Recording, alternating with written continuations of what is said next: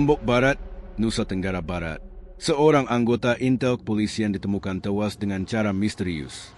Ia adalah Brigadir Esko Fascarelli. Awalnya dianggap kematian biasa, namun penyelidikan justru membuka tabir gelap yang mengejutkan. Bukan musuh di lapangan, bukan penjahat jalanan, melainkan orang terdekatnya sendiri yang kini ditetapkan sebagai tersangka. Ya, istrinya sendiri, Bribtu Rizka Sintani, seorang polwan, resmi dijadikan tersangka pembunuhan. Bagaimana mungkin cinta berubah jadi maut? Apa motif di balik tragedi yang merenggut seorang ayah dari 2 anak kecilnya ini? Inilah kisah nyata yang mengguncang Lombok Barat. Istri jadi tersangka. Misteri kematian Brigadir Esko terungkap. Selamat datang dan kembali lagi di channel Bicara Saja. Malam itu, Desa Lembar, Lombok Barat, tampak sunyi seperti biasanya. Angin laut berhembus pelan, membawa aroma asin dari pantai yang hanya berjarak beberapa ratus meter dari rumah dinas kepolisian. Namun, ketenangan itu mendadak terusik. Seorang anggota kepolisian, Brigadir Esko Fascarelli, ditemukan terkapar tak bernyawa. Kabar kematiannya menyebar cepat, berhembus dari mulut ke mulut hingga memenuhi telinga warga setempat. Brigadir Esko meninggal, begitu bisik tetangga, penuh tanda tanya dan nada tak percaya. Esko bukan sekadar anggota polisi biasa, ia adalah anggota Intel di Polsek Sekotong yang dikenal cekatan, ramah, dan mudah bergaul dengan warga. Ia sering terlihat nongkrong bersama pedagang kopi di pasar, atau bercanda dengan anak-anak kecil yang bermain bola di gang sempit dekat rumah dinasnya. Bagi masyarakat, Esko bukan sosok asing. Kehadirannya memberi rasa aman, sekaligus dekat dengan kehidupan warga sehari-hari. Karena itu, ketika kabar kematiannya muncul, rasa duka bercampur curiga langsung membayangi pikiran banyak orang. Rumah dinas yang menjadi TKP. Rumah dinas sederhana berwarna krem muda itu mendadak ramai oleh suara langkah kaki. Polisi berseragam mendirikan garis kuning, melarang siapapun masuk kecuali penyidik. Dari luar pagar, warga berdesakan, berusaha melihat apa yang sebenarnya terjadi di dalam. Rumah itu sebetulnya tidak asing.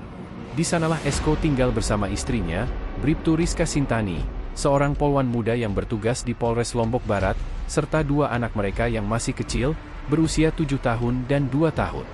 Dari luar, rumah itu terlihat damai, jendela-jendela kecil dengan tirai putih, halaman mungil yang kadang dipenuhi mainan anak-anak. Namun malam itu, suasana berubah drastis. Di ruang tamu, jejak darah terlihat menodai lantai keramik. Penyidik yang masuk pertama kali langsung mengernyit, merasa ada yang tidak wajar. Luka di tubuh Esko bukan luka biasa. Bentuknya tidak konsisten dengan kecelakaan domestik. Terlalu dalam, terlalu terarah. Seakan ada niat dan tenaga yang sengaja mengarah ke titik-titik vital. Tangisan dan tatapan kosong. Saat jasad Esko dibawa keluar dengan kantong jenazah, suara tangisan pecah. Beberapa kerabat yang datang lebih awal langsung menjerit histeris. Rizka, sang istri, duduk terpuruk di kursi ruang tamu dengan wajah pucat. Matanya sembab, namun sorotnya kosong. Ia terlihat bingung menjawab pertanyaan singkat dari penyidik. "Bu, tadi Bapak bagaimana keadaannya sebelum ditemukan?" tanya seorang polisi. Rizka hanya menunduk, bibirnya bergetar, Saya tidak tahu. Saya di kamar anak." Tiba-tiba, ucapannya menggantung, tidak jelas, dan penuh keraguan. Jawaban yang tidak tegas ini mulai memunculkan tanya. Sebagian anggota polisi yang hadir menukar pandangan singkat, seolah menyadari ada kejanggalan yang lebih besar dari sekadar kematian mendadak. Warga dan kecurigaan. Di luar rumah, bisik-bisik warga makin ramai. Katanya Esko sama istrinya sering bertengkar, ujar seorang ibu parubaya yang tinggal di seberang jalan. Tapi masa iya, istrinya sendiri yang tega, sahut yang lain, tak kalah terkejut. Kecurigaan memang muncul dari rumor rumah tangga Esko dan Rizka yang belakangan dikabarkan renggang. Meski dari luar tampak harmonis, beberapa tetangga pernah mendengar suara pertengkaran keras, terutama di malam hari. Bahkan ada yang bersaksi, beberapa hari sebelum tragedi, terdengar benda pecah dan suara pintu dibanting dari dalam rumah. Namun semua itu hanya dugaan. Tidak ada yang tahu pasti apa yang sebenarnya terjadi di balik dinding rumah dinas itu. Yang jelas, malam itu menjadi awal dari terkuaknya sebuah kasus besar yang akan mengguncang Lombok Barat. Langkah pertama polisi. Polda NTB segera turun tangan. Mereka tahu, ini bukan kasus sembarangan. Korban adalah anggota kepolisian, seorang intel yang masih aktif. Investigasi pun harus dilakukan dengan teliti, tanpa celah. Tim Inavis dikerahkan, kamera dokumentasi menyala, setiap sudut rumah diabadikan. Barang-barang di ruang tamu, dapur, hingga kamar diperiksa satu persatu. Sidik jari, percikan darah, hingga barang-barang kecil yang tampak sepele ikut diamankan. Sementara itu, jenazah Esko dibawa ke Rumah Sakit Bayangkara untuk dilakukan autopsi. Hasil awal menunjukkan luka-luka yang tidak bisa dianggap ringan. Ada indikasi kuat bahwa ia menjadi korban tindak kekerasan. Keluarga besar yang hancur. Di Desa Bonjeruk, Lombok Tengah, orang tua Esko nyaris tak bisa menerima kabar tersebut. Sang ibu pingsan berkali-kali, sementara ayahnya hanya duduk terpaku dengan mata merah. "Anak saya mati tidak wajar," katanya dengan suara berat. "Saya minta keadilan, jangan ditutup-tutupi." Mereka juga langsung menjemput dua cucu kecil yang kini kehilangan sosok ayah. Anak pertama, yang baru berusia 7 tahun, masih belum mengerti benar apa yang terjadi. "Ayah kapan pulang?" tanyanya polos. Pertanyaan itu menusuk hati semua orang yang mendengarnya. Sorotan publik. Kematian Brigadir Esko bukan hanya menjadi duka keluarga, tapi juga sorotan publik. Media lokal berlomba memberitakan, sementara netizen di media sosial mulai ramai memperbincangkan. Kata kunci, Brigadir Esko, langsung menjadi topik panas di Lombok. Banyak yang mendesak agar polisi bekerja transparan, jangan sampai kasus ini hanya menjadi catatan gelap yang ditutupi karena melibatkan aparat. Sebagian lagi langsung menyorot istri korban, Bribtu Rizka, meski belum ada bukti jelas. "Kalau istrinya tahu, kenapa tidak segera teriak minta tolong?" komentar seorang netizen. Atau jangan-jangan memang ada masalah di antara mereka. Suara-suara seperti ini makin memperkuat tekanan terhadap pihak kepolisian untuk segera mengungkap kasus tersebut secara terang benderang. Bayangan misteri. Malam itu di Lembar, garis polisi masih membentang di sekitar rumah dinas. Lampu-lampu sorot menyinari pekarangan kecil yang biasanya dipenuhi tawa anak-anak Esko. Kini, keheningan berubah menjadi bayangan misteri. Polisi yang berjaga bergantian menyapu pandang ke arah warga yang belum juga bubar. Dalam hati, mereka tahu, kasus ini bukan perkara mudah. Ada yang tidak beres. Ada rahasia besar yang disembunyikan di balik kematian seorang brigadir muda yang dikenal bersahaja itu. Dan di balik sorot kamera, di antara bisikan warga, nama satu orang perlahan menjadi pusat perhatian, Bribtu Rizka Sintani, istri dari Brigadir Esko. Apakah benar ia tahu lebih banyak dari yang ia katakan? Ataukah ada sosok lain yang selama ini bersembunyi di balik tragedi ini? Satu hal yang pasti, kematian Brigadir Esko bukanlah akhir cerita. Justru, itu adalah awal dari terbukanya misteri besar yang akan mengguncang tidak hanya keluarga mereka, tapi juga institusi kepolisian di Lombok Barat. Hari-hari setelah kematian Brigadir Esko pasca rally dipenuhi tanda tanya. Desa Lembar, yang biasanya ramai dengan aktivitas nelayan dan pedagang kecil, kini penuh dengan bisik-bisik orang. Di warung kopi pinggir jalan, di pasar tradisional, bahkan di masjid selepas salat, satu nama terus disebut, Esko. Warga tak habis pikir bagaimana seorang intel muda yang masih penuh semangat itu bisa tewas begitu saja di rumahnya sendiri. Banyak yang mengingat Esko sebagai sosok yang rendah hati, suka membantu, dan tidak pernah menunjukkan permusuhan dengan siapapun. Karena itu, kabar kematiannya justru semakin menimbulkan kecurigaan. Jika bukan karena musuh dari luar, lalu siapa? Suasana duka yang membawa tanda tanya. Pemakaman Esko di Desa Bonjeruk, Lombok Tengah, dipenuhi ribuan pelayat. Jalan desa macet, dipenuhi kendaraan polisi, wartawan, dan warga sekitar. Isak tangis terdengar di setiap sudut.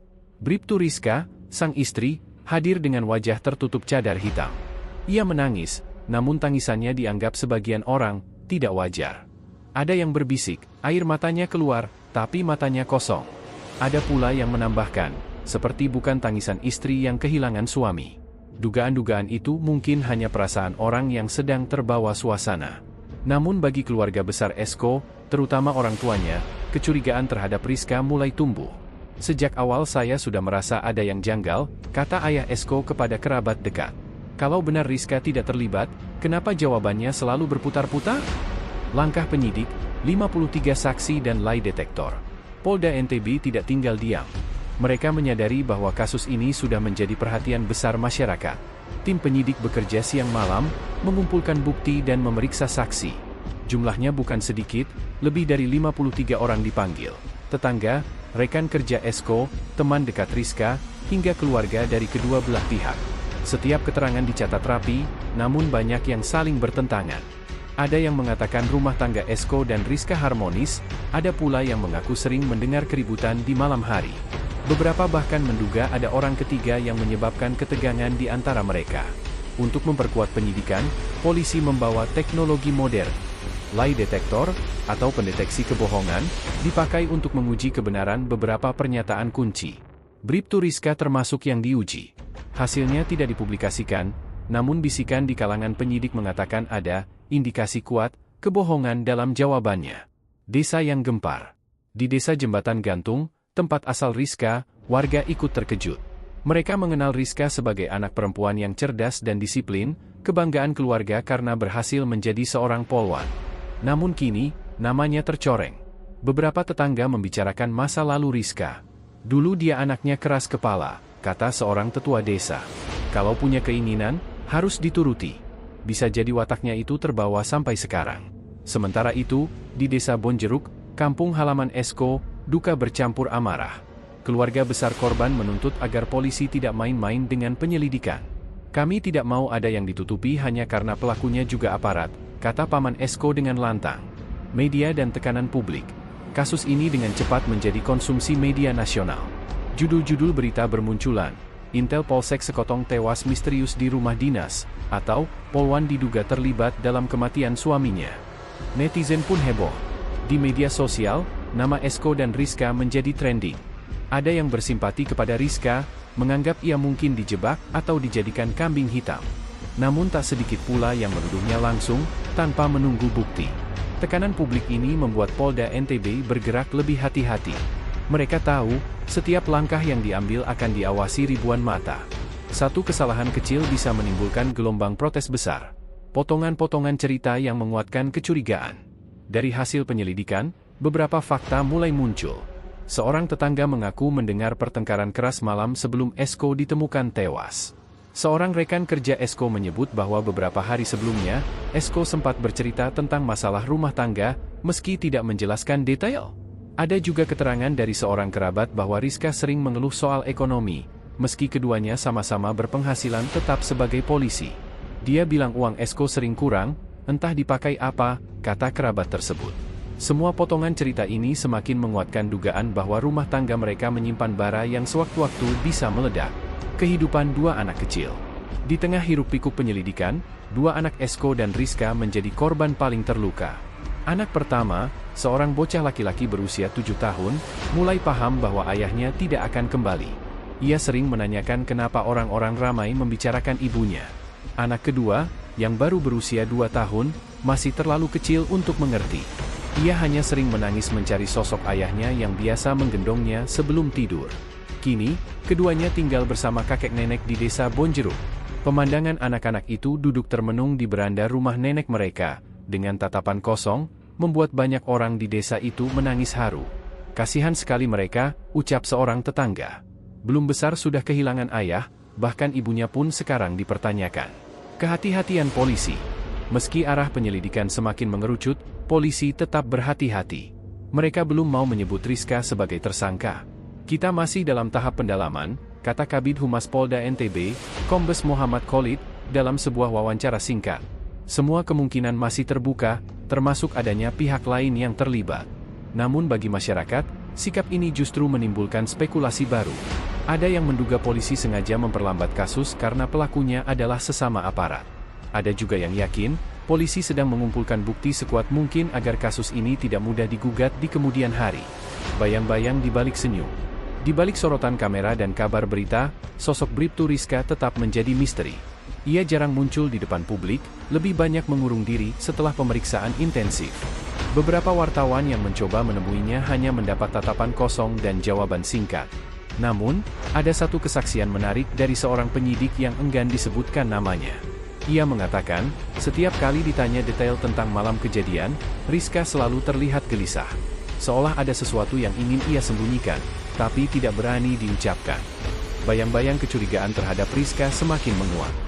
Bukan hanya di mata penyidik, tapi juga di hati masyarakat yang mengikuti kasus ini dengan penuh rasa penasaran. Semua tanda-tanda itu seperti potongan puzzle yang perlahan tersusun. Rumah tangga yang retak, pertengkaran yang terdengar tetangga, ekonomi yang mulai jadi masalah, hingga sikap Rizka yang penuh kegelisahan. Semua mengarah pada satu kesimpulan, kematian Brigadir Esko bukanlah insiden biasa. Namun, apakah benar Rizka adalah dalang di balik semua ini? Ataukah ada sosok lain yang memanfaatkan keretakan rumah tangga mereka untuk menutup jejak? Polda NTB berjanji akan segera menggelar perkara besar, sebuah sidang internal untuk menentukan arah penyidikan. Dan disitulah, jawaban yang selama ini ditunggu akan mulai terlihat. Malam semakin larut di Desa Lembar. Rumah dinas tempat Esko terakhir bernafas kini sunyi, hanya garis polisi yang masih terpasang sebagai pengingat tragedi. Namun, bagi banyak orang, bayang-bayang kecurigaan tetap hidup, menghantui, dan menuntut jawaban. Dan nama yang terus terucap di setiap bisik-bisik itu tetap sama, Bribtu Rizka Sintani. Hampir sebulan penuh sudah berlalu sejak kabar duka itu mengguncang Lombok Barat. Namun bukannya mereda, kasus kematian Brigadir Esko Fascarelli justru semakin memanas. Setiap hari, berita terbaru soal penyelidikan selalu menghiasi halaman media lokal dan nasional. Nama Esko dan istrinya, Bribtu Rizka Sintani, seolah menjadi magnet bagi rasa penasaran publik. Di Desa Bonjeruk, keluarga besar Esko masih larut dalam duka. Ibunya belum mampu menerima kenyataan bahwa anak laki-laki yang selama ini menjadi tulang punggung keluarga kini telah tiada. Sang ayah setiap hari duduk di serambi rumah, menatap kosong ke arah sawah, seakan berharap Esko tiba-tiba pulang dengan senyumnya yang khas. Dua cucu kecil yang kini tinggal bersama mereka menjadi penghibur, meski kehadiran mereka juga sekaligus menjadi pengingat luka yang dalam. Di sisi lain, di Desa Jembatan Gantung tempat keluarga Rizka tinggal, situasi pun tidak kalah tegang. Nama Rizka kini dipandang dengan tatapan curiga oleh sebagian tetangga. Anak muda yang dulu dibanggakan karena berhasil menjadi polwan kini disebut-sebut sebagai sosok yang terlibat dalam kematian suaminya sendiri. Penyelidikan yang menguras energi. Polda NTB bersama Polres Lombok Barat bekerja tanpa henti. Lebih dari 53 saksi sudah diperiksa, mulai dari tetangga, rekan kerja, kerabat, hingga ahli pidana dan kriminologi. Setiap keterangan dicatat, setiap detail kecil dianalisis. Autopsi terhadap jenazah Esko menunjukkan luka yang konsisten dengan kekerasan, bukan kecelakaan. Ada tekanan kuat, ada tanda-tanda serangan yang disengaja. Temuan ini semakin mempersempit ruang kemungkinan. Barang bukti pun terus dikumpulkan. Dari rumah dinas Esko, polisi menyita beberapa benda tajam, pakaian bernoda darah, serta rekaman CCTV dari lingkungan sekitar. Penggeledahan dilakukan di sejumlah lokasi, termasuk rumah kerabat dekat Rizka. Setiap langkah diambil dengan penuh kehati-hatian, karena kasus ini sudah menjadi perhatian nasional. Gelar perkara yang menegangkan.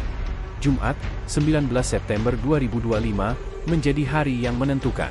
Di markas Polda NTB, sebuah ruangan besar dipersiapkan untuk gelar perkara.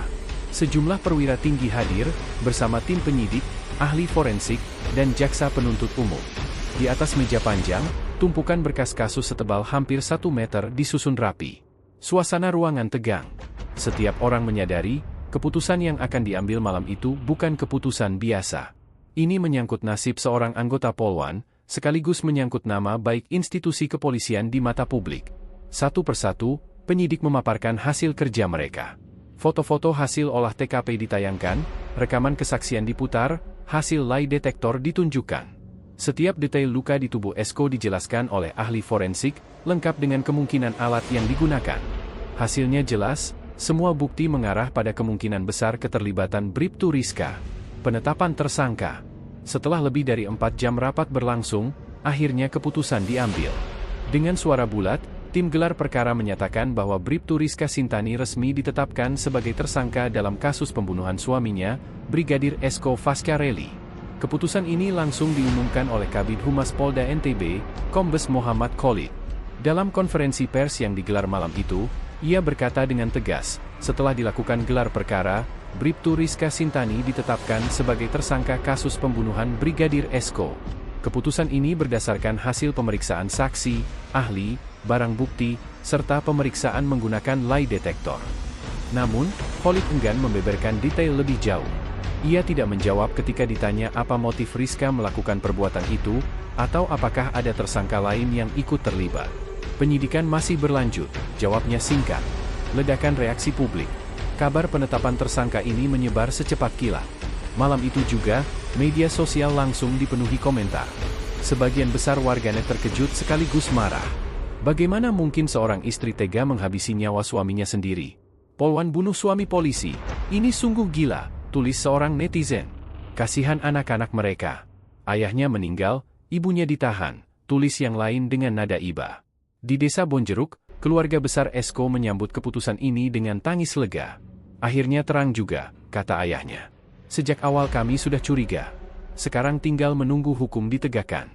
Namun, di desa Jembatan Gantung, keluarga Rizka terperanjat. Orang tuanya tak percaya anak perempuan mereka ditetapkan sebagai tersangka. Rizka tidak mungkin lakukan itu, kata ibunya dengan suara bergetar. Pasti ada orang lain di balik semua ini. Potret Rizka di balik jeruji. Setelah ditetapkan sebagai tersangka, Rizka langsung diamankan. Di ruang tahanan khusus Polda NTB, ia duduk termenung. Wajahnya pucat, matanya sembab, dan rambutnya yang dulu selalu rapi kini tergerai berantakan. Kenapa harus aku, begitu gumamnya lirih, terdengar oleh seorang penyidik yang berjaga. Rizka berulang kali menolak memberikan keterangan detail tentang malam kejadian. Saya tidak bunuh suami saya, katanya, saya mencintai dia. Saya tidak mungkin tega. Namun, bukti yang terkumpul berkata lain. Dan di hadapan hukum, air mata dan penyangkalan tidak cukup untuk menghapus jejak yang tertinggal. Anak-anak yang kehilangan. Di tengah hiruk-pikuk kasus yang makin panas, dua anak kecil itu terus menjadi pusat perhatian. Kini, mereka benar-benar tanpa ayah dan ibu. Sang kakek dan nenek berusaha menutupi kenyataan pahit itu dengan kasih sayang, namun anak pertama mulai bertanya dengan polos, ayah sudah pergi, lalu ibu kemana? Pertanyaan itu membuat semua orang di sekitarnya terdiam. Bagaimana menjelaskan bahwa ibunya kini dituduh membunuh ayahnya sendiri? Misteri yang belum terjawab. Meski Rizka sudah resmi menjadi tersangka, kasus ini masih menyisakan banyak misteri. Apa motif sebenarnya? Apakah Rizka melakukannya sendirian, atau ada orang lain yang turut serta? Polda NTB menegaskan penyelidikan akan terus berjalan. Beberapa barang bukti masih diperiksa di laboratorium forensik, sementara saksi tambahan terus dipanggil. Kasus ini belum selesai, kata Kombes Khalid. Penetapan tersangka adalah langkah awal. Kebenaran utuh masih harus dibuktikan di pengadilan. Bayangan panjang kasus Esko. Malam itu, Lombok Barat kembali sunyi. Namun di balik kesunyian, bayangan panjang kasus Esko masih menyelimuti banyak orang. Bagi keluarga korban, keputusan ini menjadi secercah harapan bahwa keadilan sedang menuju jalan yang benar. Namun bagi keluarga Rizka, ini adalah awal dari perjuangan berat untuk membuktikan apakah benar ia bersalah, atau hanya terjebak dalam pusaran cerita yang lebih kelam. Dan bagi publik, kasus ini menjadi tontonan yang mencampur aduk rasa iba, marah, penasaran, dan ngeri. Bagaimanapun juga, kisah kematian Brigadir Esko dan penetapan istrinya sebagai tersangka telah menjadi tragedi rumah tangga paling mengejutkan dalam sejarah kepolisian Lombok Barat. Malam itu, di rumah sederhana keluarga besar Brigadir Esko di desa Bonjeruk, suara tangisan seorang anak kecil memecah keheningan. Anak pertama Esko, yang baru berusia 6 tahun, menangis mencari ibunya. Aku mau tidur sama ibu, di mana ibu?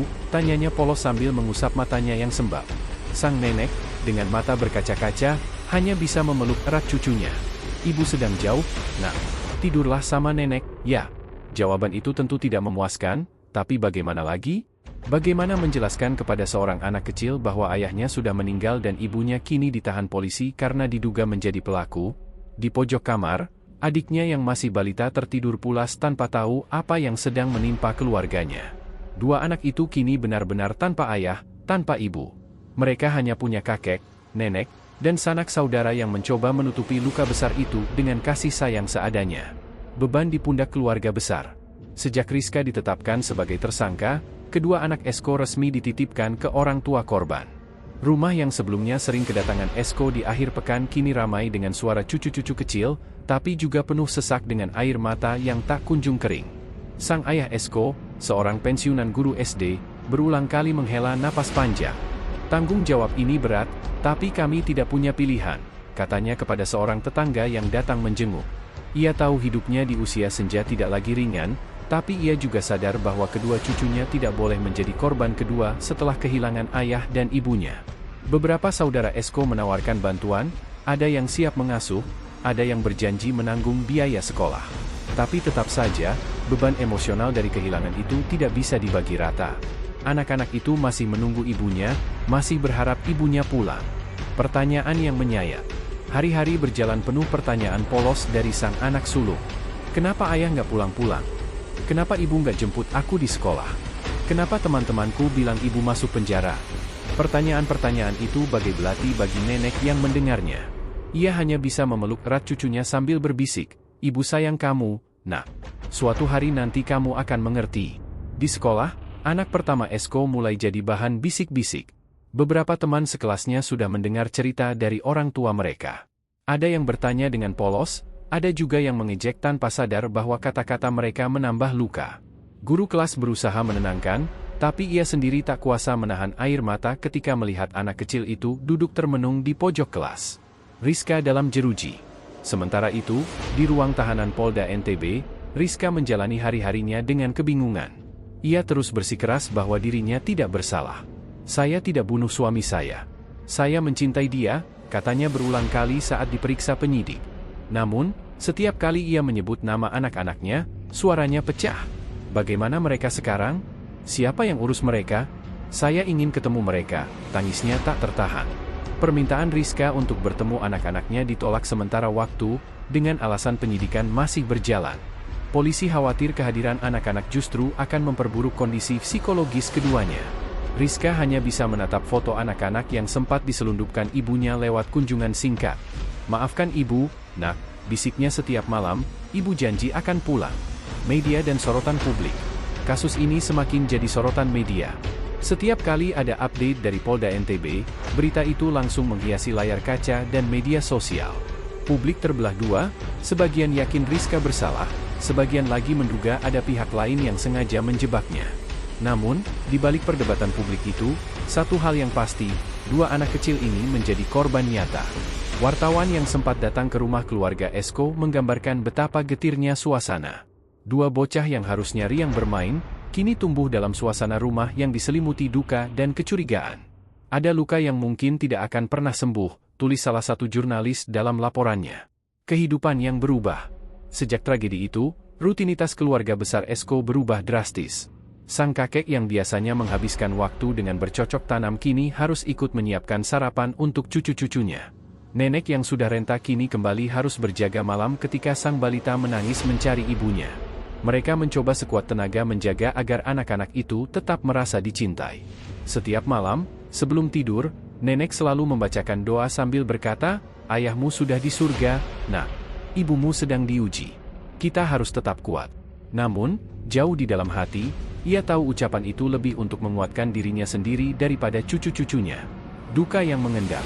Beberapa tetangga sering datang membantu. Ada yang membawakan makanan, ada yang menemani anak-anak bermain, ada yang sekadar menemani sang kakek mengobrol di serambi. Meski begitu, tidak semua orang tulus.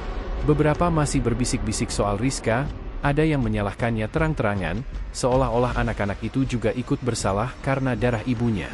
"Kasihan, mereka masih kecil," ujar seorang tetangga yang iba. "Tapi kalau ibunya benar-benar pembunuh, bagaimana nanti mereka menanggung malu?" balas yang lain. Ucapan-ucapan itu, meski tidak langsung terdengar oleh anak-anak, tetap sampai ke telinga keluarga besar. Mereka hanya bisa menahan rasa pedih. Sidang kehidupan yang sesungguhnya. Bagi publik, sidang kasus ini nanti akan jadi tontonan yang menegangkan. Namun bagi kedua anak Esko, kehidupan sehari-hari merekalah sidang yang sesungguhnya. Setiap kali mereka melihat teman-teman lain dijemput orang tua, mereka merasa diadili oleh kenyataan. Anak pertama Esko kini mulai belajar menulis. Suatu hari, ia menulis di buku catatannya, "Kalau ayah di surga, ibu di mana?" Tulisan sederhana itu ditemukan gurunya, lalu diam-diam ditunjukkan kepada sang nenek. Saat membacanya, nenek hanya bisa menutup wajah dengan kedua tangan dan menangis tanpa suara. Harapan yang samar. Meski kasus ini masih berjalan, masih ada secercah harapan. Pengacara Rizka terus berusaha mencari bukti yang bisa meringankan. Beberapa pihak menduga ada skenario lebih besar di balik kematian Esko, sesuatu yang mungkin melibatkan orang lain.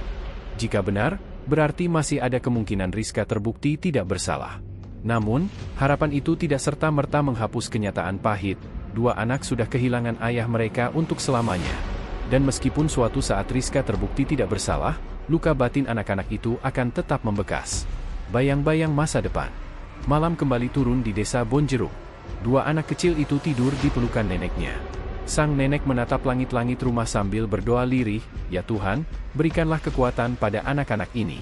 Jangan biarkan mereka hancur karena dosa orang tuanya. Di balik jeruji besi, Rizka pun berdoa dengan air mata. Ia ingin bebas, ingin membesarkan anak-anaknya lagi. Namun jalan menuju kebenaran masih panjang, penuh liku, penuh misteri. Dan di hati masyarakat Lombok Barat, kasus Esko bukan lagi sekadar perkara hukum. Ia telah menjelma jadi kisah pilu tentang rumah tangga yang runtuh, cinta yang ternoda, dan anak-anak yang menjadi korban dari sebuah misteri kematian yang belum sepenuhnya terungkap. Hari itu, ruang sidang Pengadilan Negeri Mataram dipenuhi oleh tatapan penuh rasa ingin tahu. Warga, jurnalis, bahkan keluarga korban berdesakan ingin menyaksikan jalannya sidang perdana kasus pembunuhan Brigadir Esko Fascarelli. Di balik jeruji pengadilan, Bribtu Rizka Sintani berdiri dengan wajah pucat. Seragam polisinya sudah lama tak melekat, kini berganti pakaian tahanan berwarna oranye. Rambutnya diikat sederhana, matanya sembab karena kurang tidur. Meski begitu, sorot matanya tetap tajam, seolah masih menyimpan keyakinan bahwa ia bukan pelaku. Hakim membuka sidang dengan suara lantang, menenangkan kericuhan kecil di ruang sidang yang penuh sesak. Jaksa mulai membacakan dakwaan. Bribtu Rizka diduga kuat terlibat dalam kematian suaminya, berdasarkan hasil penyidikan yang melibatkan 53 saksi, rekaman jejak, barang bukti, serta hasil uji lie detektor. Namun, yang menjadi tanda tanya besar, motifnya. Apa alasan seorang istri tega menghabisi nyawa suami yang telah memberinya 2 anak? Kesaksian yang mengguncang. Satu persatu saksi dipanggil. Seorang tetangga yang tinggal di dekat rumah dinas Esko bersaksi mendengar keributan hebat di malam sebelum kematian. Saya dengar suara piring pecah, lalu suara teriakan laki-laki. Setelah itu, sunyi, katanya, membuat ruang sidang riuh. Saksi lain, rekan kerja Esko, menyebutkan bahwa Esko sempat curhat soal masalah rumah tangga. Katanya, ada perdebatan soal keuangan dan kecemburuan. Tapi saya tidak tahu apakah itu serius atau hanya pertengkaran biasa, ujarnya hati-hati. Pihak keluarga Esko yang hadir tampak menahan amarah. Ibunda Esko menggenggam tasbih di tangannya erat-erat, berbisik doa agar keadilan ditegakkan. Di sisi lain, keluarga Rizka justru masih terlihat kebingungan, menolak percaya bahwa Rizka bisa melakukan hal itu. Pembelaan Rizka. Ketika tiba gilirannya, Rizka menangis terseduh-seduh. Saya tidak pernah membunuh suami saya. Saya mencintai dia. Kami memang sering bertengkar, tapi saya tidak pernah berniat melukainya. Suaranya pecah ketika ia menyebut anak-anaknya. Saya hanya ingin pulang, ingin mengurus mereka. Mereka masih kecil, mereka butuh saya. Pengacara Rizka mencoba menekankan bahwa bukti-bukti yang ada masih bersifat indikatif, belum cukup kuat untuk menjerat kliennya. Ia menyoroti fakta bahwa tidak ada saksi mata langsung yang melihat Rizka melukai Esko. Selain itu, pengacara menduga ada pihak ketiga yang selama ini belum tersentuh hukum. Pernyataan itu langsung memicu bisik-bisik di ruang sidang. Apakah benar ada orang lain yang berperan? Ataukah pembelaan itu hanya strategi hukum semata? Media dan opini publik. Di luar pengadilan, puluhan wartawan sibuk melaporkan jalannya persidangan. Judul-judul berita bermunculan cepat di layar gawai masyarakat. Polwan jadi tersangka pembunuhan suami sendiri. Misteri motif Bribtu Rizka masih gelap. 2 anak Brigadir Esko jadi korban keadaan. Media sosial meledak dengan komentar. Sebagian warganet menghujat Rizka habis-habisan, menuduhnya sebagai istri durhaka. Sebagian lain bersimpati, menilai Rizka bisa jadi hanya dijadikan kambing hitam. Bahkan, ada pula yang mengaitkan kasus ini dengan isu lebih besar, konflik internal kepolisian, atau adanya kelompok kriminal yang ingin menyingkirkan Esko karena tugasnya di lapangan. 2 anak yang terluka. Sementara sidang berlangsung, di desa Bonjeruk, kedua anak Esko masih menjalani kehidupan sehari-hari bersama kakek dan neneknya. Sang anak sulung kini sudah mulai paham bahwa ibunya tidak akan pulang dalam waktu dekat. Ia jarang bertanya lagi, tapi wajahnya sering murung. Suatu malam, ia berkata kepada neneknya, "Kalau ayah di surga, ibu di mana?" Pertanyaan itu membuat sang nenek terdiam lama. Air matanya jatuh begitu saja. "Ibu sedang diuji, Nak. Kita harus doakan ibu supaya kuat," jawabnya dengan suara bergetar. Anak kedua, yang masih balita, hanya tahu bahwa ibunya tidak lagi menggendongnya tidur. Setiap kali ia melihat polisi lewat di jalan, ia berteriak, "Itu ibu!" Membuat semua orang di sekitarnya menahan tangis. Misteri yang tak kunjung usai. Sidang demi sidang berjalan. Bukti-bukti terus dipaparkan, tapi semakin banyak bukti, semakin banyak pula pertanyaan yang muncul. Tidak ada yang benar-benar bisa menjelaskan secara detail bagaimana Esko menghembuskan napas terakhir. Beberapa ahli kriminologi yang dihadirkan menyebut bahwa pola kematian Esko menunjukkan adanya campur tangan orang dekat, namun tidak menutup kemungkinan ada lebih dari satu pelaku. Rizka tetap bersikukuh pada satu hal, ia tidak bersalah. Setiap kali hakim bertanya, ia menjawab dengan tegas sambil menahan tangis, "Saya tidak membunuh suami saya." Harapan akan kebenaran. Keluarga besar Esko terus berharap agar pengadilan bisa mengungkap kebenaran. Mereka ingin kepastian, bukan hanya untuk menuntut balas, tapi juga untuk menenangkan jiwa mereka yang hancur. Di sisi lain, keluarga Rizka berharap keadilan yang sesungguhnya ditegakkan. Jika Rizka memang bersalah, biarlah ia dihukum. Tapi jika Rizka hanya korban rekayasa, mereka ingin namanya dibersihkan. Dua keluarga yang dulunya bersatu karena ikatan pernikahan, kini terpisah oleh jurang curiga dan luka yang dalam. Bayangan masa depan. Ketika hakim menunda sidang untuk minggu depan, semua orang keluar dari ruang sidang dengan wajah penuh tanda tanya. Kasus ini belum selesai, dan mungkin tidak akan selesai dalam waktu dekat. Di luar gedung, langit Mataram sore itu berwarna kelabu. Seakan ikut menyimpan rahasia yang masih belum terungkap. Kematian Brigadir Esko Fascarelli kini bukan lagi sekadar kasus kriminal. Ia telah menjadi misteri yang menyentuh banyak sisi kehidupan, rumah tangga, institusi kepolisian, hingga masa depan dua anak kecil yang tidak pernah meminta lahir di tengah badai. Apakah Rizka benar-benar bersalah? Ataukah ada dalang besar yang belum terungkap? Jawabannya masih terkubur dalam berkas-berkas penyidikan, menunggu waktu untuk terbongkar. Yang pasti, luka ini akan terus membekas. Dan publik pun terus bertanya-tanya, apakah kebenaran sejati akan terungkap, atau justru hilang di telan gelapnya misteri yang tak pernah selesai? Kasus kematian Brigadir Esko Fascarelli masih menyisakan banyak tanda tanya. Bribtu Rizka memang sudah ditetapkan sebagai tersangka, namun motif di balik tragedi itu belum sepenuhnya terungkap. Yang pasti, dua anak kecil kini harus menanggung luka paling dalam, kehilangan ayah untuk selamanya, dan terpisah dari ibu yang mendekam di balik jeruji. Misteri ini belum selesai, kebenaran sejati mungkin masih terkubur. Apakah pengadilan akan mengungkap siapa pelaku sebenarnya? Ataukah kasus ini akan berakhir dengan kabut gelap yang tak pernah hilang? Waktu yang akan menjawab. Satu hal yang pasti, tragedi ini bukan hanya soal hukum, tapi juga kisah tentang cinta, pengkhianatan, dan luka keluarga yang akan dikenang selamanya.